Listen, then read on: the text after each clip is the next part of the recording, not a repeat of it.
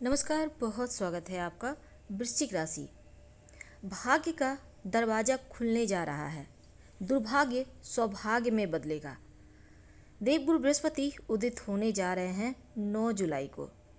जब उदित अवस्था में आएंगे तो आपका भाग्य का साथ आपके साथ कम से कम 80%, अगर हम गोचर की बात करें तो जरूर आपको प्राप्त होगा।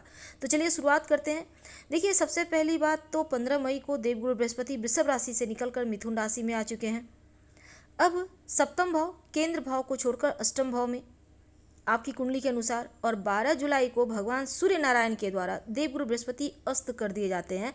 लेकिन देवगुरु बृहस्पति का चूंकि सूर्य के सामने तो तेज खत्म हो जाता है, इसलिए बाधाएं, रुकावट, समस्याएं या मन परेशान रहना, शरीर में आलस्य आना, एकदम से डल फील करना, अनावश्यक बाधाएं कामकाज में, ये सभी दिक्कतें आपने झेली। लेकिन 6 जुलाई को देवगुरु बृहस्पति उदित हो चुके हैं और पूर्णतया उदित वो 9 जुलाई से हो रहे हैं। तो देवगुरु बृहस्पति पूर्ण उदित होंगे। अब इसका प्रभाव 18 अक्टूबर तक आपके ऊपर रहेगा। अब देखिए, जो शनिदेव हैं, बिना कर्म के भाग्य का साथ भी नहीं मिलता, तो शनिदेव को हम छोड़ नहीं सकते। तो शनिदेव और गुरु दोनों मिलकर आपके लिए 18 अक्टूबर तक भाग्य का दरवाज़ा खोलने वाले हैं। चलिए समझते हैं कैसे सपोर्ट मिलेगा।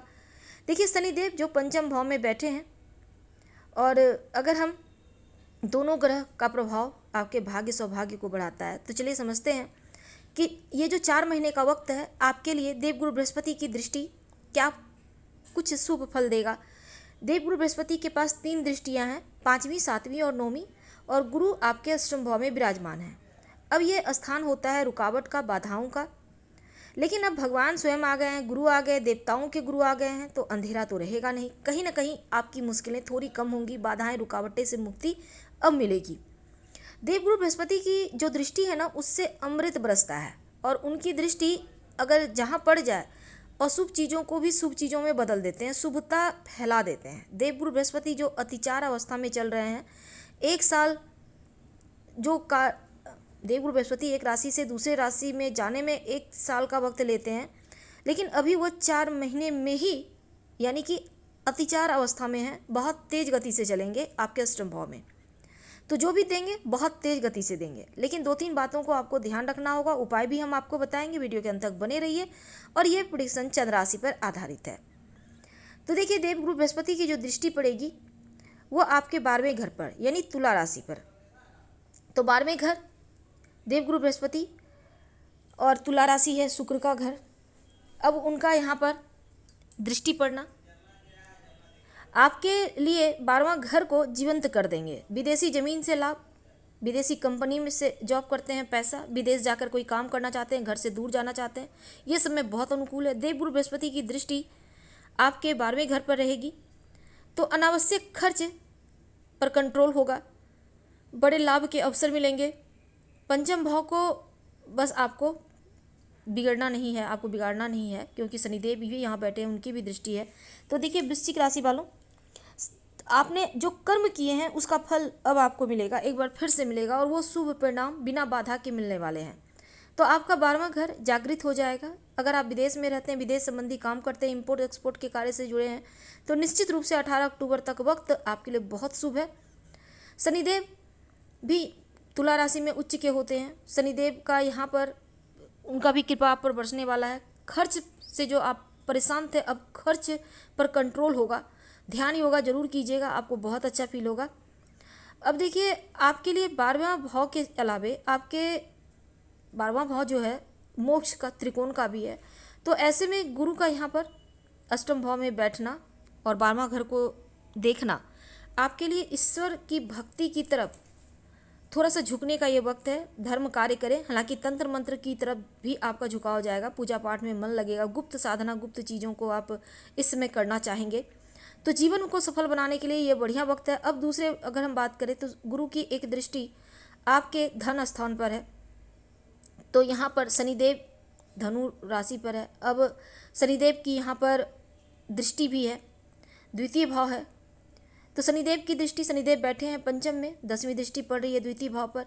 देवगुरु बृहस्पति की 7वीं दृष्टि पड़ रही है द्वितीय भाव पर। तो धन का भाव है, परिवार का भाव है, कुटुंब का भाव है। शनिदेव की दृष्टि के कारण चीज़ें गड़बड़ हो रही थी, लेकिन अब गुरु की दृष्टि पड़ेगी, आपकी वाणी में मिठास आएगा, आपकी वाणी अद्भुत हो जाएगी, धन आएगा, धन आने के रास्ते खुलेंगे, जो अवरोध थे वो समाप्त होगा, उनसे बाहर निकलने के आपको रास्ते मिलेंगे।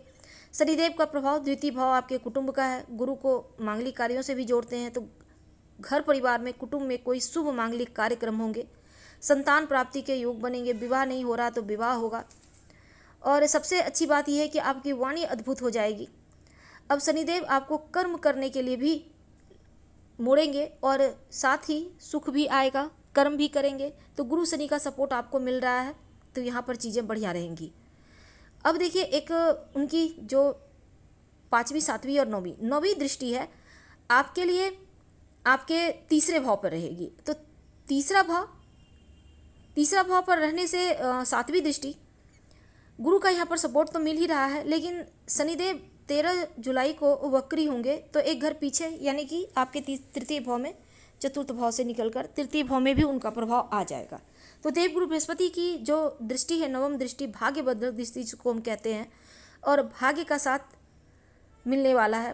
13 जुलाई को शनिदेव वक्री होंगे, इसका प्रभाव चतुर्थ भाव में मिल जाएगा। जागृत हुआ है, आपके चतुर्थ भाव पर दृष्टि है, सुख शांति बढ़ेगी, माँ का स्वास्थ्य में सुधार होगा, प्रॉपर्टी संपत्ति का योग बनेगा, मानसिक शांति मिलेगी। इस समय कंस्ट्रक्शन का काम वगैरह अधूरा था वो भी आपका शुरू हो जाएगा। चतुर्थ भाव पर प्रभाव है, तो आपके लिए 12वें भाव पर, द्वितीय भाव पर और चतुर्थ भाव पर प्रभाव है। तो अब नवम दृष्टि दे दी है, ईश्वर की कृपा मिल रही है, प्रॉपर्टी बेचना चाहते हैं, खरीदना चाहते हैं, कुटुंब को लेकर, पारिवारिक उलझनों को लेकर परेशान थे, अब दोनों ग्रह की दृष्टियों का प्रभाव आपको सुख समृद्धि देगा, सौभाग्य बढ़ेगा। चतुर्थ भाव आपका एक्टिव होने से ऐसा हो रहा है, आपका नॉलेज बढ़ेगा, ज्ञान बढ़ेगा। जो विद्यार्थी हैं उनके लिए बढ़िया है, करियर के मामलों में, जॉब के मामलों में आपको सफलता मिलेगी, सकारात्मक परिवर्तन होंगे। उपाय क्या करेंगे?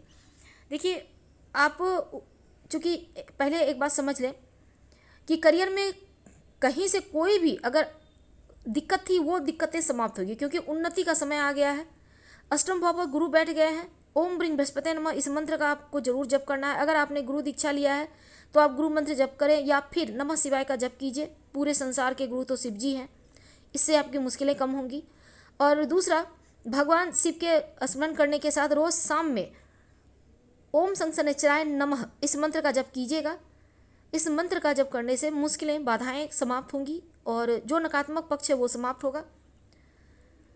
तो हम आपसे विदा लेते हैं। जानकारी अच्छी लगे तो लाइक कर, सब्सक्राइब करें, शेयर करें, कमेंट करें। धन्यवाद। हम फिर मिलेंगे किसी नए टॉपिक के साथ, और कमेंट में हर हर महादेव जरूर लिखिएगा।